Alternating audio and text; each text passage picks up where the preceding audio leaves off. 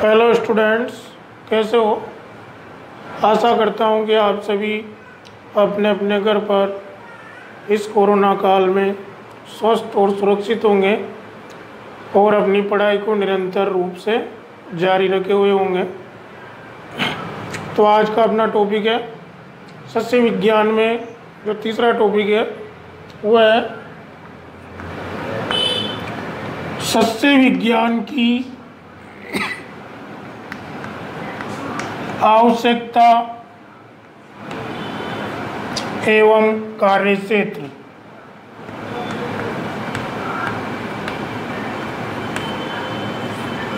आवश्यकता एवं कार्यक्षेत्र।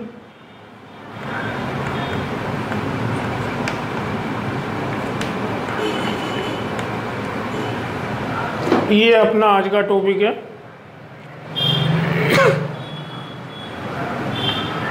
तो देखो, सस्य विज्ञान की आवश्यकता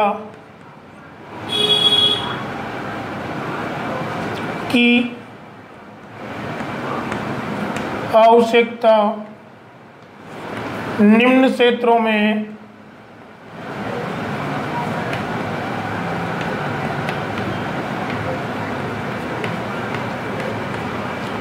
देखते हैं वो क्षेत्र कौन कौन से हैं। नंबर 1, कृषि उत्पादन में।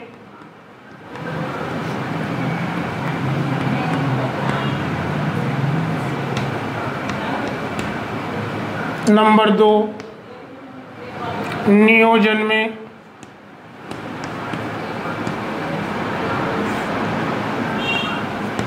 और नंबर 3,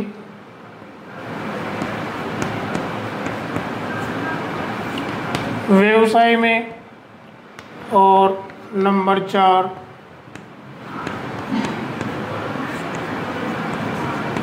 उद्योग में।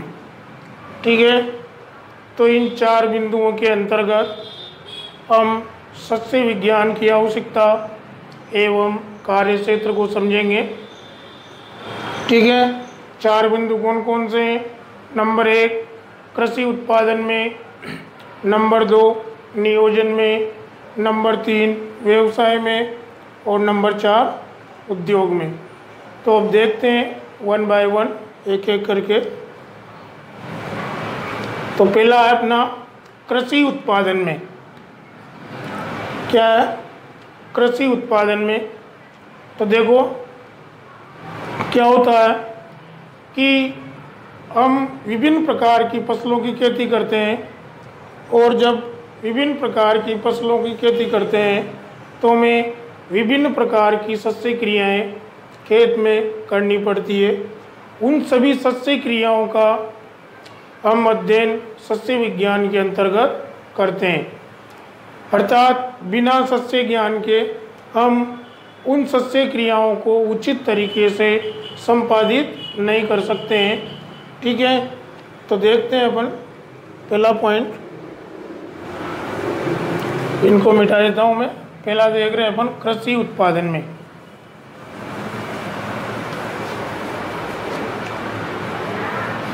तो देखो हम लिख सकते हैं कि विभिन्न प्रकार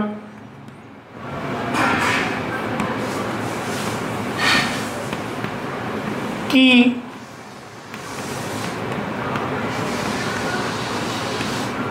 फसलों की खेती में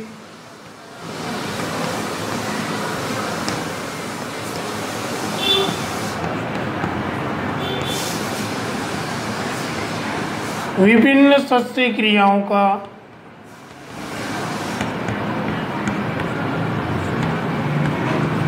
महत्वपूर्ण योगदान होता है।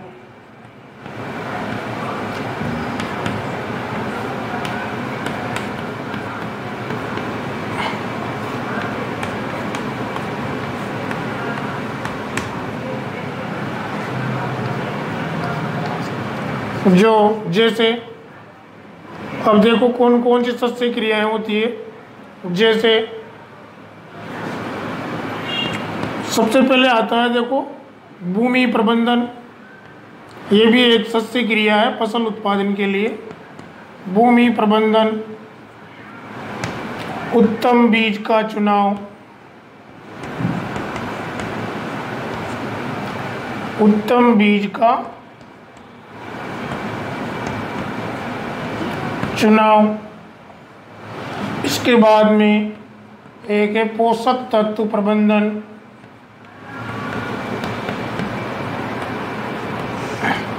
पोषक तत्व प्रबंधन।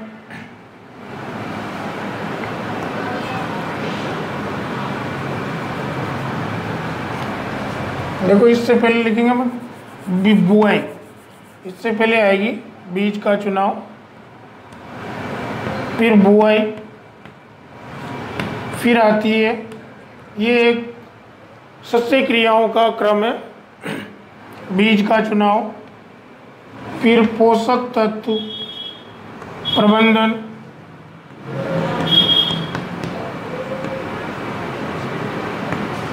फिर आता है खरपतवार प्रबंधन,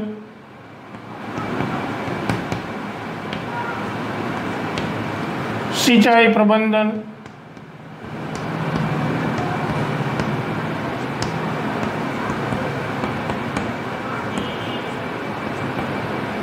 सिंचाई प्रबंधन, फिर पौध संरक्षण, यानी कि फसल की कीट एवं रोगों से सुरक्षा,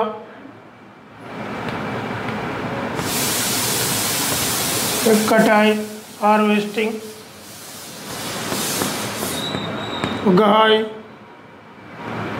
एवं भंडारण स्टोरेज आदि। ठीक है। और इन सभी क्रियाओं का, इन सभी सस्य क्रियाओं का उचित तरीके से संपादन करना सस्य विज्ञान के अध्ययन द्वारा ही संभव है। ठीक है। तो यहाँ लिख सकते हैं हम, इन सभी क्रियाओं, इन सभी सस्य क्रियाओं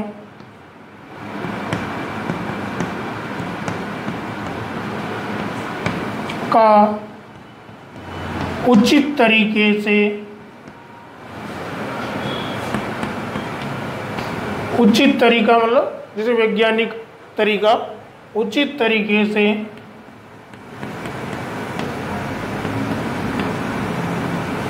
संपादन करना सस्य विज्ञान की सीमा के अंतर्गत आता है। सस्य विज्ञान की सीमा के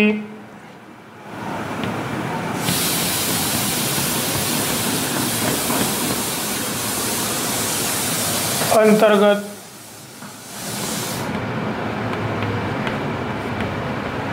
आता है। ठीक है। तो देखो कि कृषि उत्पादन में हमें सस्य विज्ञान की आवश्यकता क्यों है, कि हमने देखा कि विभिन्न प्रकार की फसलों की खेती में विभिन्न प्रकार की सस्य क्रियाओं का योगदान सबसे महत्वपूर्ण माना जाता है, और इन सभी सस्य क्रियाओं का संपादन हम उचित तरीके से सस्य विज्ञान के अध्ययन द्वारा ही कर सकते हैं, या बिना सस्य विज्ञान के अध्ययन के हम इन सस्य क्रियाओं को उचित तरीके से खेत में संपादित नहीं कर सकते। और अगर इन सस्य क्रियाओं का संपादन उचित तरीके से अगर नहीं किया गया तो हमें फसल का जो उत्पादन है वह उचित प्राप्त नहीं हो पाएगा। तो ध्यान रखना, देखो कि विभिन्न प्रकार की फसलों की खेती में विभिन्न प्रकार की सस्य क्रियाओं का महत्वपूर्ण योगदान होता है, और ये विभिन्न प्रकार की सस्य क्रियाएं कौन कौन सी है। जैसे भूमि प्रबंधन, सबसे पहले हमें फसल का उत्पादन करने के लिए जिस खेत में हम फसल की बुआई करते हैं उस खेत की तैयारी करनी पड़ती है। ठीक है। वो खेत की तैयारी कैसे करते हैं हम, ये सर्वप्रथम हम क्या करते हैं, मिट्टी पलटने वाले हल से खेत की गहरी जुताई करते हैं। उसके बाद 2 या 3 जुताई हम देसी हल, एरो या कल्टीवेटर के माध्यम से करते हैं, और लास्ट में क्या करते हैं, खेत में पाटा चला करके खेत को समतल कर देते हैं, जिससे हमारे खेत की जो मिट्टी है वो बुरबुरी हो जाती है, अर्थात वो बीज की बुआई के लिए तैयार हो जाती है। ठीक है, तो ये हो गया भूमि प्रबंधन। फिर हम क्या करेंगे, खेत तैयार होते ही बीज का चुनाव करेंगे, भाई कौन सी वैरायटी का बीज हमें खेत में बोना है, या कौन सा उसी बीज का हम चुनाव करेंगे जो हमारे खेत के अनुकूल है। ठीक है, या हमारे आसपास के वातावरण के अनुकूल है। ठीक है, तो ये अलग अलग फसलों की अलग अलग किस्मों के बीज मार्केट में अवेलेबल होते हैं। तो उत्तम बीज का चुनाव करने के बाद हम क्या करते हैं, फसल की बुआई करते हैं, फिर पोषक तत्वों का प्रबंधन करते हैं। ठीक है, कितनी गोबर की खाद डालनी है, ये खेत की तैयारी के समय दी जाती है गोबर की खाद। ठीक है, फिर NPK जो मुख्य पोषक तत्व होते हैं उनकी पूर्ति के लिए भी हम क्या करते हैं, उर्वरकों का चुनाव करते हैं। फिर आता है अपना खरपतवार प्रबंधन, सिंचाई प्रबंधन।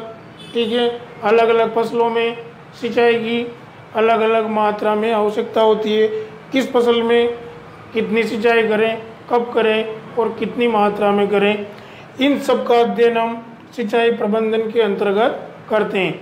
ये सब अलग अलग फसलों के लिए अलग अलग प्रकार से किया जाता है। अलग अलग फसलों की जल मांग अलग अलग होती है। ठीक है, फिर पौध संरक्षण में हम 2 बिंदु पढ़ते हैं, एक तो कीट कि कौन सी फसल में कौन सा कीट लगता है, किस प्रकार से फसल को नुकसान पहुंचाता है और उस कीट का किस प्रकार से नियंत्रण किया जा सकता है। ये सब हम किसके अंतर्गत अध्ययन करते हैं, सस्य विज्ञान के अंतर्गत। ठीक है, ऐसे रोग हैं, अलग अलग फसलों में अलग अलग प्रकार के रोग लगते हैं, उन रोगों का नियंत्रण किस प्रकार से किया जाता है। ठीक है, जैसे आपको यांत्रिक नियंत्रण करना, जैसे कीट है, कीटों में एक यांत्रिक नियंत्रण आता है, एक सस्य प्रबंधन आता है। ठीक है, और एक रासायनिक नियंत्रण आता है। ठीक है, फिर जैसे फसल तैयार होगी, पक जाएगी, फिर कटाई करेंगे, हार्वेस्टिंग करेंगे। फिर गहाई मीन्स होता है, देखो जो फसल है उस फसल सूखी हुई फसल को उसकी थ्रेसिंग करना, उसको जैसे थ्रेसिंग के माध्यम से उस मुख्य फसल जो भी पौधा है, सूखा हुआ पौधा, उससे उसके दानों को अलग करना, ये आता है गहाई। फिर उसके बाद में भंडारण में हम ये चीज़ देखते हैं, नमी का ध्यान रखा जाता है कि जब फसल में 8 से 10% नमी रह जाती है फसल के दानों में, तभी उनका भंडारण किया जाता है। अगर नमी की मात्रा अधिक हो और भंडारण कर दिया तो वो खराब हो सकती है। इन सब चीज़ों का अध्ययन हम सस्य विज्ञान के अंतर्गत करते हैं। तो पहला पॉइंट कंप्लीट हो गया कृषि उत्पादन में। ठीक है, मेरे ख्याल से समझ में आ गया होगा। क्या है, देखो क्वेश्चन देखो क्या आता है कि कृषि उत्पादन में सस्य विज्ञान की आवश्यकता को समझाइए। तो तुम्हें बस इतना सा लिखना है कि इस लेसन में से एक क्वेश्चन 1 नंबर का आएगा और एक आएगा 2 नंबर का। ठीक है, तो 2 नंबर में आपको बस इतना सा ही लिखना है कि विभिन्न प्रकार की फसलों की खेती में विभिन्न सस्य क्रियाओं का महत्वपूर्ण योगदान होता है, और इन सस्य क्रियाओं के क्रम से नाम लिखने आपको। भूमि प्रबंधन है, उत्तम बीज का चुनाव है, बुआई है, पोषक तत्व प्रबंधन है। ठीक है, फिर खरपतवार प्रबंधन, सिंचाई प्रबंधन, पौध संरक्षण, कटाई, गहाई एवं भंडारण।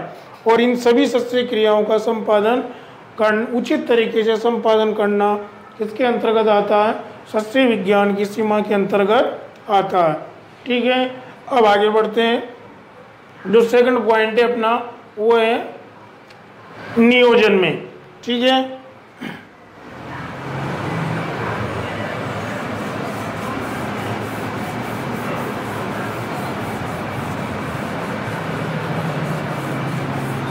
नियोजन में देखो हमारे देश में वर्तमान में अनेक कृषि विश्वविद्यालय कृषि शिक्षा और शोध के लिए प्रयासरत हैं।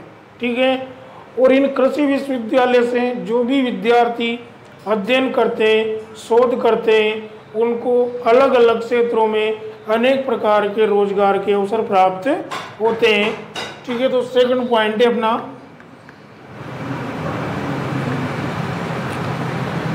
नियोजन में।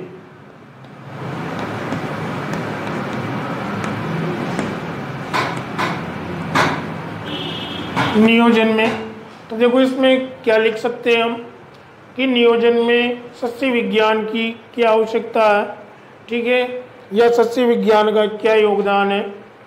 तो देखो जैसा कि मैंने बताया कि हमारे देश में वर्तमान में अनेक प्रकार के या अनेक कृषि विश्वविद्यालय कृषि शिक्षा व शोध के लिए प्रयासरत हैं, और यहाँ पर जो भी विद्यार्थी अध्ययन वो शोध करते हैं उनको अलग अलग क्षेत्रों में अलग अलग प्रकार के रोजगार के अवसर प्राप्त होते हैं।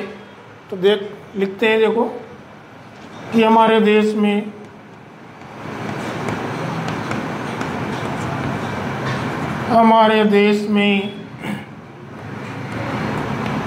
वर्तमान में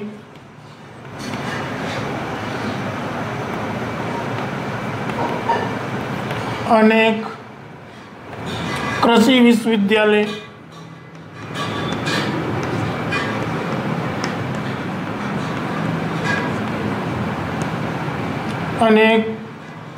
विश्वविद्यालय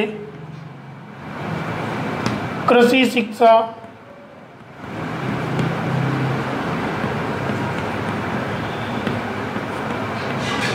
एवं शोध मीन्स रिसर्च, शोध के लिए प्रयासरत है,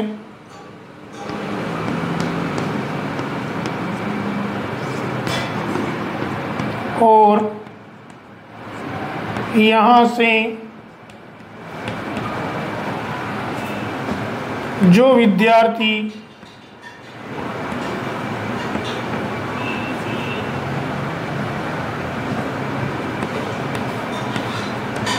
अध्ययन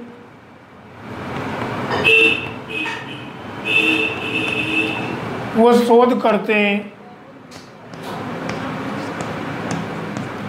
उन्हें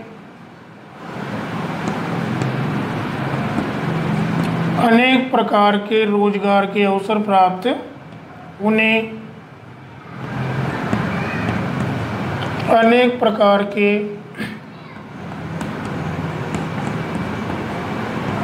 रोजगार के अवसर प्राप्त होते हैं।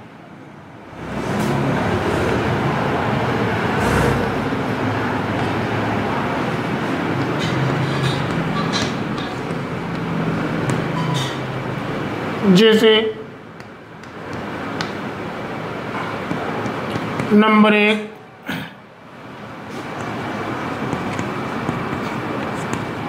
कृषि में शिक्षण,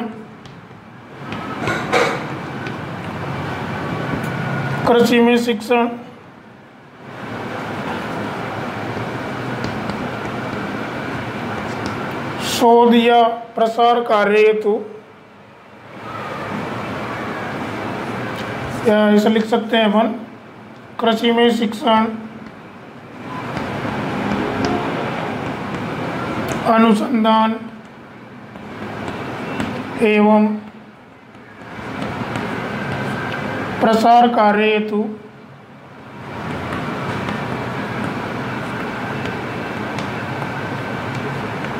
ठीक है। नंबर 2 बैंक में कृषि सलाहकार या कृषि अधिकारी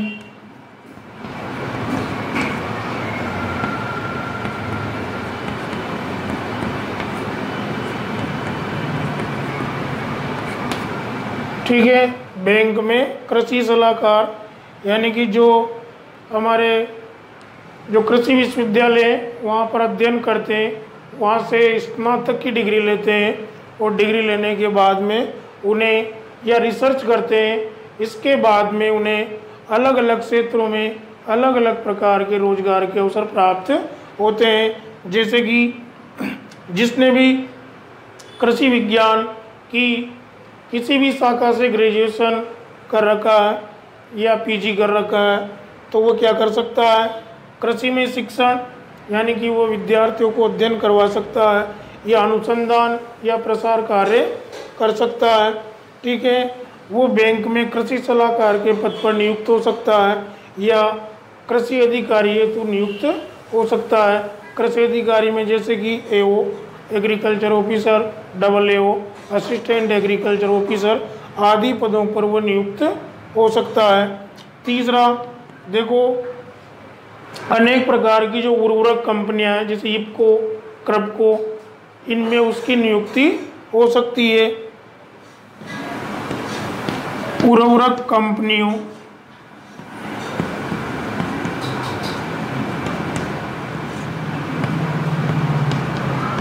जैसे एक तो है इफको, क्रपको,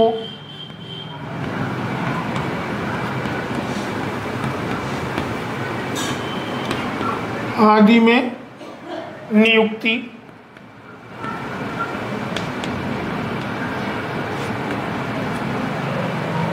उर्वरक कंपनियों जैसे इफको, क्रपको आदि में नियुक्ति। एक है देखो निंदानाशी, ये निंदानाशी है खरपतवारनाशी, निंदानाशी रसायन बनाने वाली कंपनियों में, बनाने वाली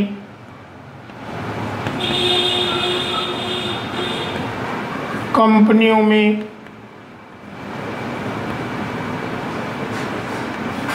नियुक्ति। ठीक है,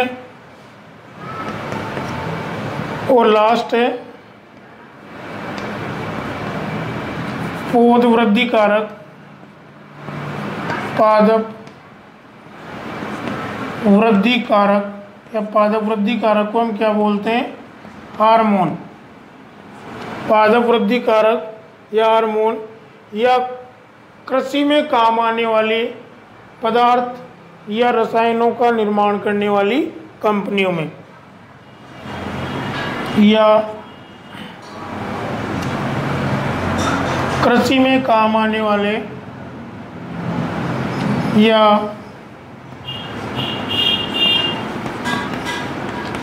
कृषि में काम आने वाले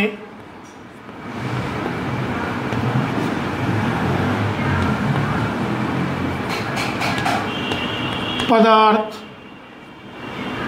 या रसायन बनाने वाली जो भी केमिकल बनाए जाते, जो भी दवाइयाँ, पेस्टिसाइड, फंगिसाइड, ये सब कंपनियों में उसकी नियुक्ति हो सकती है। रसायन बनाने वाली कंपनियों में। ठीक है, तो ये था अपना नियोजन में।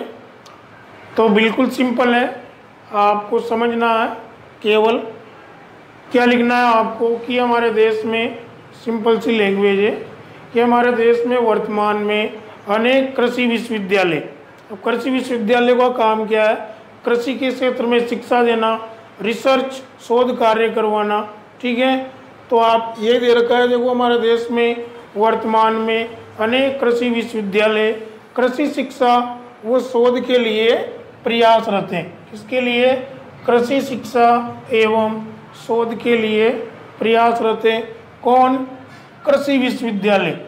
ठीक है, और यहाँ पर जो भी विद्यार्थी अध्ययन करते हैं, शोध करते हैं, उनको उसके बाद में अनेक प्रकार के रोजगार के अवसर प्राप्त होते हैं। और वो रोजगार के अवसर कौन कौन से, देखो, एक तो कृषि में शिक्षण, अनुसंधान या प्रसार कार्य हेतु। दूसरा, वो क्या कर सकता है, वो बैंक में कृषि सलाहकार बन सकता है।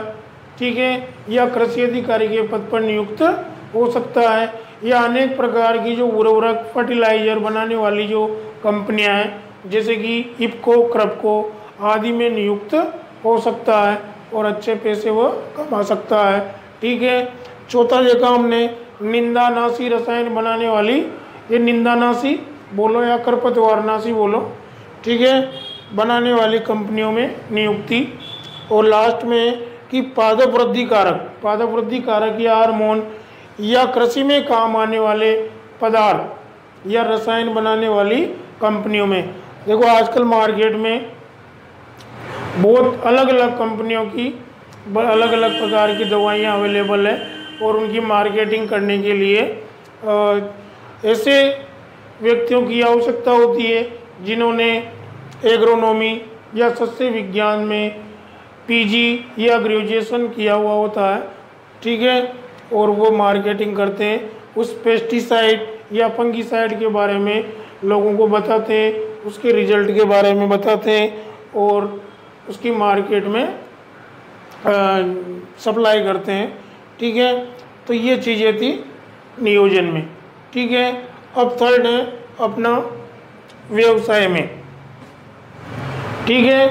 तो ध्यान रखना, कुछ नहीं लिखना है इसमें, बस कि हमारे देश में अनेक प्रकार के कृषि विश्वविद्यालय हैं जो कृषि शिक्षा व शोध के लिए प्रयासरत है और यहाँ पर जो भी अध्ययन व शोध करते हैं उन्हें अलग अलग क्षेत्रों में अलग अलग प्रकार के रोजगार के अवसर प्राप्त होते हैं। जैसे कि हमने देखा कृषि में शिक्षण अनुसंधान या प्रसार कार्य हेतु, बैंक में कृषि सलाहकार या कृषि अधिकारी पद हेतु, या फिर अलग अलग प्रकार की जो उर्वरक कंपनियां हैं उनमें नियुक्ति, जैसे कि इफ्को कंपनी है, क्रबको है, ठीक है। और उसके बाद में देखा हमने कि निंदानाशी रसायन बनाने वाली कंपनियों में नियुक्ति और पादप वृद्धि कारक या कृषि में काम आने वाले अनेक प्रकार के रसायन जैसे फंगिसाइड, वीडीसाइड, ठीक है, पेस्टिसाइड, इनका निर्माण करने वाली कंपनियों में नियुक्ति।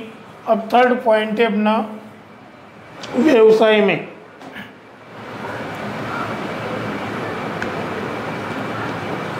तीसरा है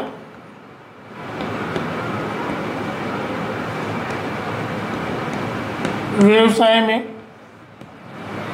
देखो सस्य विज्ञान पर आधारित जो फसलोत्पादन है उसका विभिन्न प्रकार के व्यवसायों में भी योगदान होता है, ठीक है। तो देखो किस प्रकार से योगदान होता है, जैसे कि एग्रो इंडस्ट्रीज ऐसे उद्योग जहाँ पर कृषि से संबंधित अनेक प्रकार के उपकरण एवं रसायन बनाए जाते हैं, वो है एग्रो इंडस्ट्रीज, ठीक है। तो जिसको सस्य विज्ञान की नॉलेज है या सस्य विज्ञान में ग्रेजुएशन है वह अपना स्वयं का उद्योग खोल सकता है, जैसे कि यह एग्रो इंडस्ट्रीज में नियुक्त हो सकता है, ठीक है। अनेक प्रकार की जो खाद बीज दवाएं वो कृषि यंत्र बनाने वाली कंपनियां हैं उनमें भी वो काम कर सकता है, और जो कृषि उपज है उसके लेन देन का व्यापार कर सकता है, या कृषि जो उपज है उसके लेन देन के व्यापार में भी में सस्य विज्ञान की आवश्यकता होती है, ठीक है। तो इसमें क्या लिख सकते हैं हम, देखो इसमें कि जो कृषि से जुड़े हुए व्यवसाय में कृषि से जुड़े हुए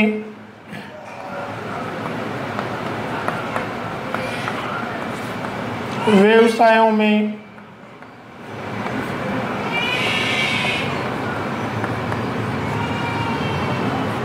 सस्य विज्ञान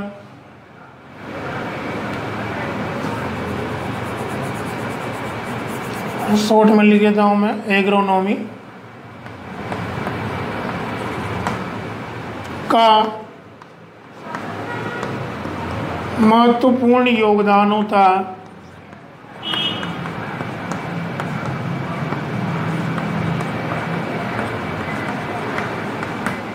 जैसे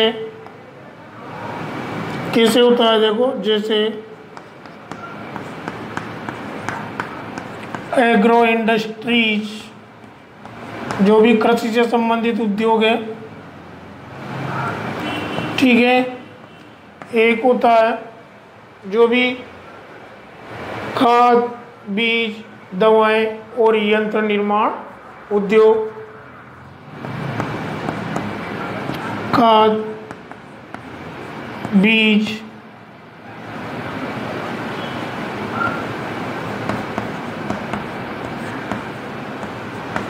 कृषि दवाओं एवं यंत्र निर्माण उद्योग,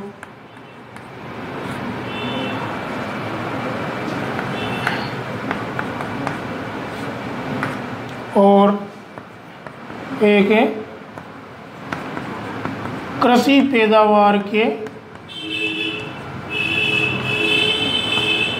लेन देन का व्यापार।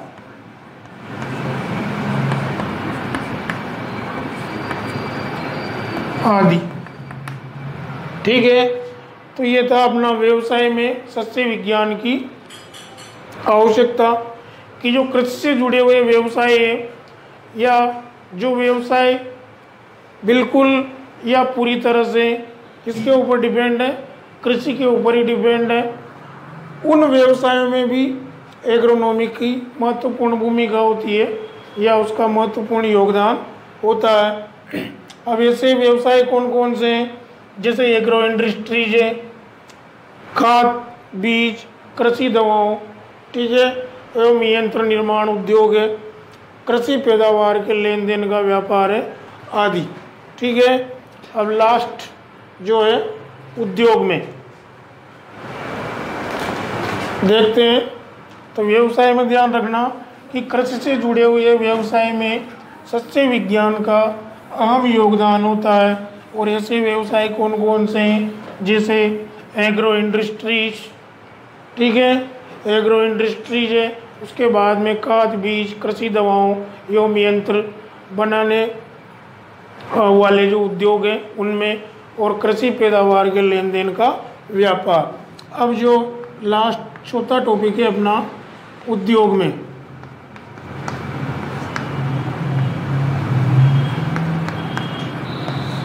देखो जो सस्ते विज्ञान पर आधारित फसलोत्पादन है और जो उद्योग जगत है, ये दोनों एक दूसरे के पूरक हैं। ठीक है, यानी कि जो उद्योग, जितने भी उद्योग हैं वह कच्चे माल की आपूर्ति के लिए प्रत्यक्ष रूप से किसके ऊपर डिपेंड है, कृषि के ऊपर। और कृषि किस अच्छी तरीके से या वैज्ञानिक तरीके से जो कृषि उत्पादन किया जाता है वो किसके द्वारा किया, किसके अध्ययन द्वारा किया जाता है, एग्रोनॉमी के अध्ययन द्वारा। ठीक है, तो देखो जो सस्ते विज्ञान पर आधारित, सस्ते विज्ञान पर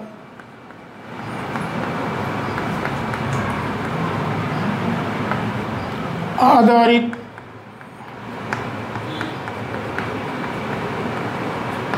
फसलोत्पादन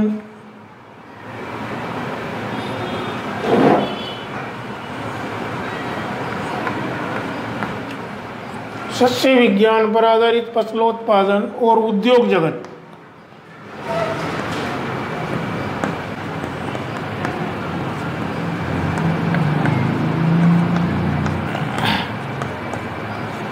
दोनों एक दूसरे के पूरक है। अब कैसे एक दूसरे के पूरक, यानी कि जो फसलोत्पादन है और उद्योग जगत है ये दोनों एक दूसरे के क्या है, पूरक है। यानी कि बिना फसलोत्पादन के जो उद्योग जगत है उसकी हम कल्पना नहीं कर सकते। यानी कि अनेक प्रकार के जो उद्योग हैं वो फसलों उत्पादन से प्राप्त होने वाले कच्चे माल के ऊपर डिपेंड होते हैं। ठीक है, जैसे कि हम देखते हैं पहला, विभिन्न उद्योगों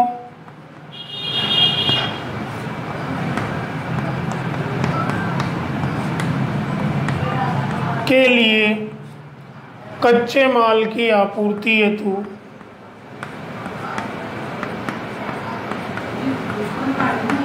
कच्चे माल की आपूर्ति हेतु विभिन्न प्रकार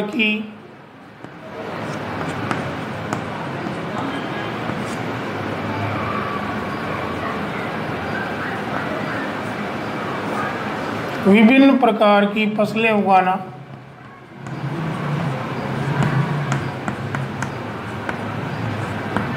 ठीक है।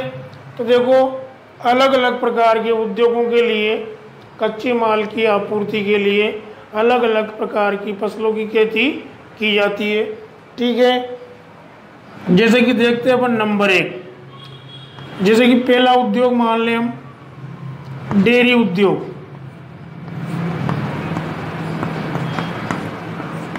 डेयरी उद्योग के लिए अब देखो डेयरी उद्योग किसके उत्पादन पर डिपेंड है? दूध उत्पादन पर। और दूध उत्पादन हमें किससे प्राप्त होता है? गाय और भैंसों से।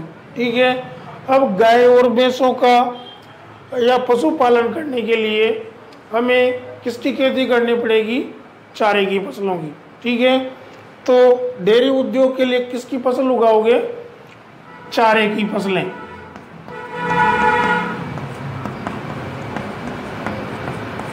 ठीक है, तो ये चारे की फसल एक तरह से डेयरी उद्योग के लिए जरूरी है, क्योंकि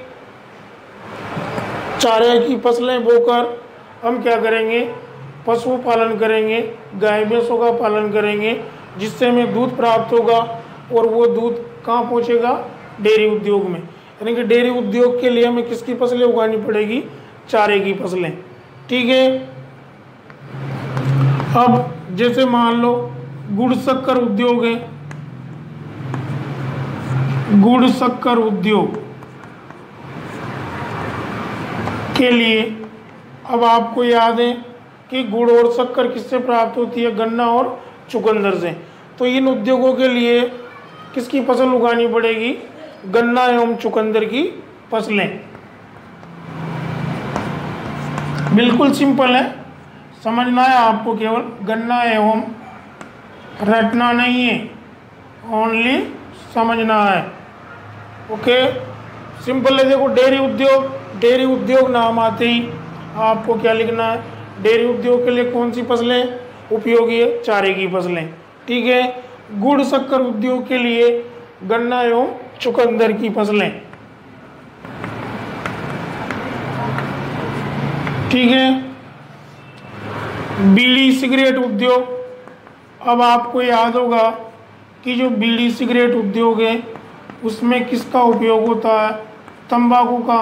तो बीड़ी सिगरेट उद्योग के लिए जो कच्चा माल आएगा वो कौन सी फसल से आएगा?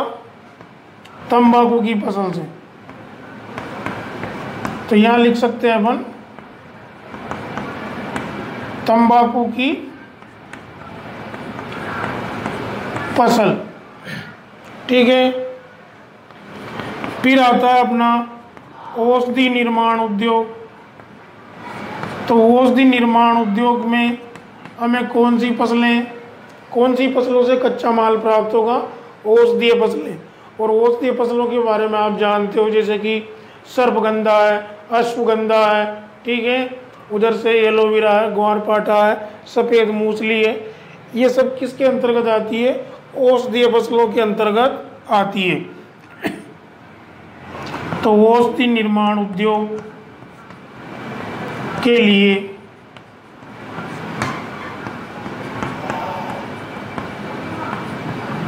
औषधीय फसलें। तो औषधि निर्माण उद्योग के लिए कौन सी फसलें उगाओगे? औषधीय फसलें। ठीक है, जैसे कि मैं ब्रैकेट में लिख देता हूँ याद दिलाने के लिए। अश्वगंधा, सर्पगंधा, ग्वारपाठा, सफ़ेद मूसली। ठीक है, फिर आता है एक उद्योग अपना मसाला उद्योग।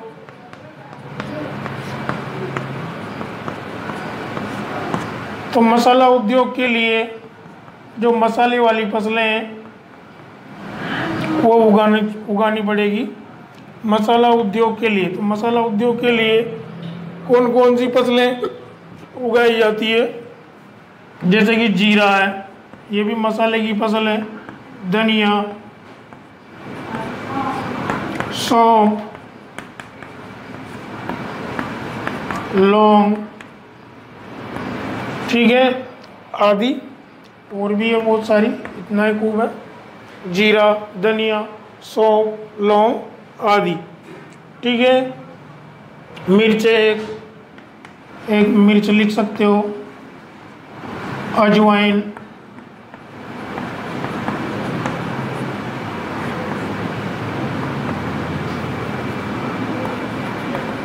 ठीक है। तो ये था अपना उद्योग में। तो देखो, सस्य विज्ञान पर जो आधारित, मैंने पहले भी बताया कि सस्य विज्ञान पर आधारित जो फसलोत्पादन है, फसलोत्पादन और उद्योग जगत, ये दोनों एक दूसरे के पूरक है। किस प्रकार से, देखो जैसे हमने समझने के लिए क्या किया, विभिन्न उद्योगों के लिए कच्चे माल की आपूर्ति है, तो हम क्या करते हैं, विभिन्न प्रकार की फसलें उगाते हैं। और ये विभिन्न प्रकार की फसलें उगाना किसके अंतर्गत आता है, सस्य विज्ञान के अंतर्गत। ठीक है।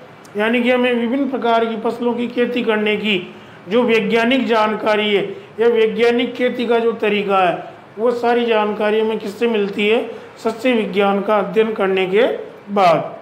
ठीक है।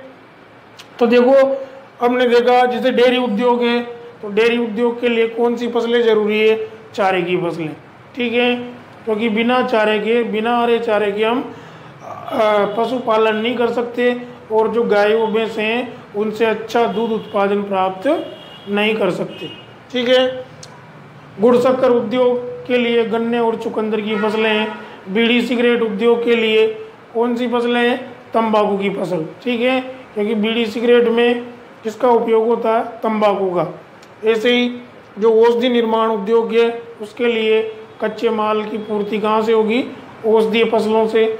औषधीय फसलें जैसे कि अश्वगंधा, सर्पगंधा, ग्वारपाठा है। ठीक है। सफ़ेद मूसली है। और लास्ट है मसाला उद्योग के लिए जीरा, धनिया, सौंफ, लौंग, मिर्च, अजवाइन आदि। ठीक है। अब जो नेक्स्ट बी पॉइंट देखेंगे, इसका देखो,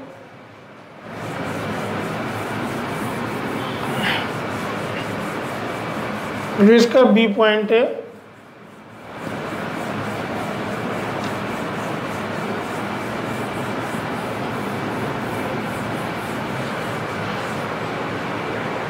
कि कृषि उत्पादन में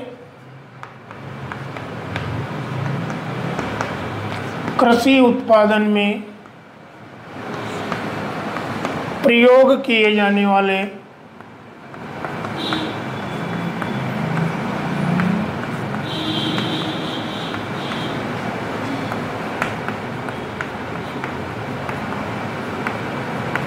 साधनों या यंत्रों, या साधनों लिख दो, साधनों के लिए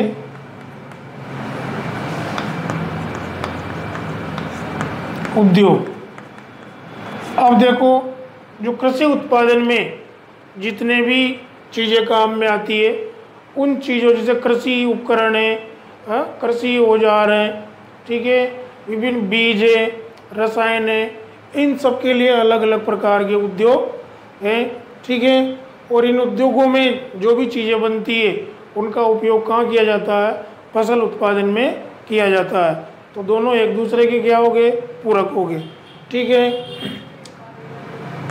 जैसे अब देखो, इसके लिए कौन कौन से उद्योग हो सकते हैं, जैसे कि पहला आएगा आपका बीज निर्माण उद्योग।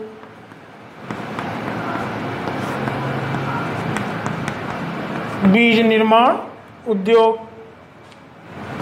खाद उर्वरक,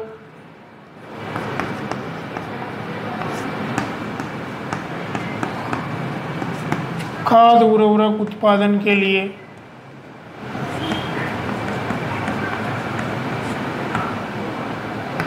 एक आ जाएगा आपका पादप संरक्षण रसायन उद्योग।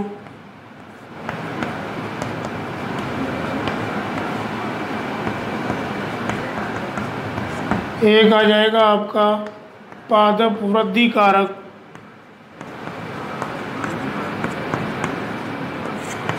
या इन्हीं को बोलते हैं अपन हार्मोन। ठीक है। और इसके बाद में निंदानाशी रसायन उद्योग। निंदानाशी रसायन उद्योग। फिर देखो एक आ जाएगा आपका सिंचाई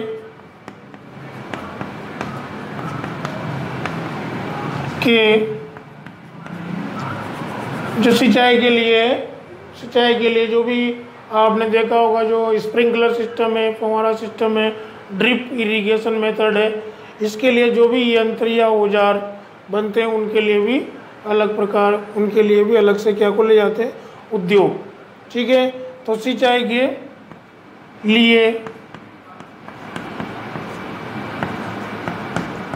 यंत्र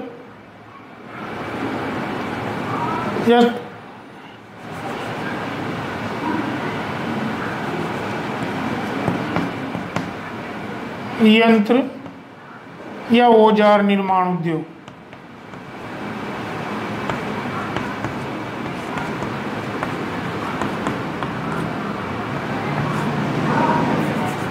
या औजार निर्माण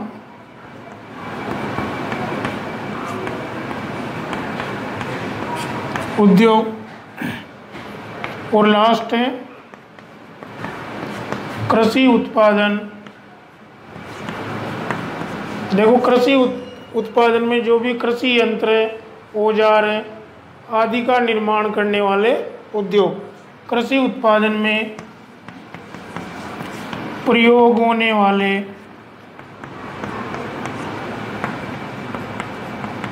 कृषि यंत्र या औजार निर्माण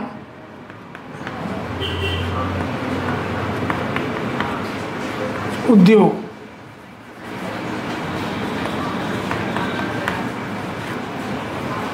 ठीक है, तो ये है भाई जो कृषि उत्पादन में प्रयोग किए जाने वाले साधनों के लिए उद्योग, जैसे कि बीज निर्माण उद्योग। ठीक है, या बीज उत्पादन हम लिख सकते हैं यहाँ पर, बीज उत्पादन उद्योग भी लिख सकते हैं, या बीज निर्माण उद्योग, उत्पादन लिख दो, बीज उत्पादन। ठीक है, जैसे कि जहाँ पर भी बीज का वैज्ञानिक तरीके से उत्पादन होता है, तो बीज का जो वैज्ञानिक तरीके से उत्पादन किया जाता है उसके लिए भी हमें जो भी साधन चाहिए, यंत्र चाहिए, उनके लिए भी ये साधन या यंत्र जहाँ पर भी बनते हैं या केमिकल वगैरह, उनके लिए भी जो उद्योग को ले जाते हैं उनको क्या बोलते हैं अपन, बीज उत्पादन उद्योग। जैसे खाद उर्वरक उत्पादन करने के लिए उद्योग। ठीक है, अब ये सब चीज़ें हमें, ये सभी चीज़ों का उपयोग कहाँ हो रहा है, फसल उत्पादन में। और फसल उत्पादन का उचित तरीके से, जो भी वैज्ञानिक तरीके से जो फसल का उत्पादन किया जाता है वो किसके ज्ञान के आधार पर किया जाता है, सस्ती विज्ञान के ज्ञान के आधार पर किया जाता है। तो ध्यान रखना है कि एक तो बीज उत्पादन उद्योग, खाद उर्वरक उत्पादन उद्योग, पादप संरक्षण रसायन उद्योग। जैसे कि पादप संरक्षण में हम अनेक प्रकार के कीट एवं रोगों का अध्ययन करते हैं। ठीक है, कौन अलग अलग प्रकार की फसलों में अलग अलग प्रकार के कीटों का प्रकोप होता है और उन कीटों का जो नियंत्रण किया जाता है रसायनों के द्वारा, वो किस प्रकार से या कौन से रसायन के द्वारा कितनी मात्रा में उसका प्रयोग किया जाता है, ये सब ठीक है, ये सब किसके अंतर्गत आता है, पादप संरक्षण के अंतर्गत।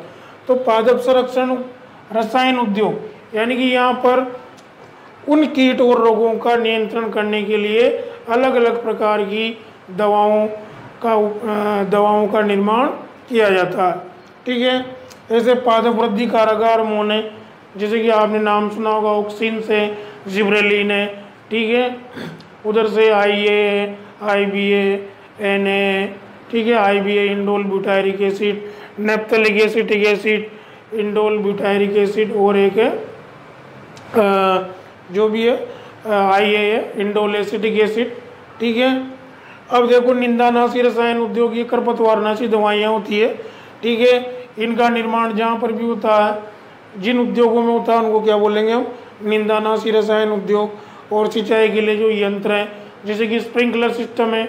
ठीक है, एक ड्रिप इरिगेशन मेथड है, उसके लिए जो भी सिस्टम का निर्माण जिन उद्योगों में किया जाता है वो है सिंचाई यंत्र या औजार निर्माण उद्योग।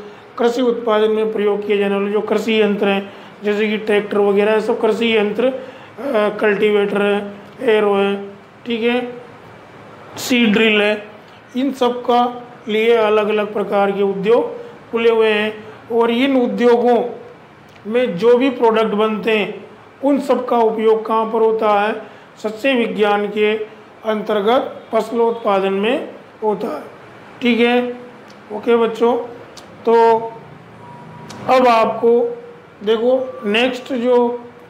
नेक्स्ट क्लास जो होगी हम अपनी, उसमें अब ये जो सस्य विज्ञान वाला पार्ट है ये समाप्त हो चुका है।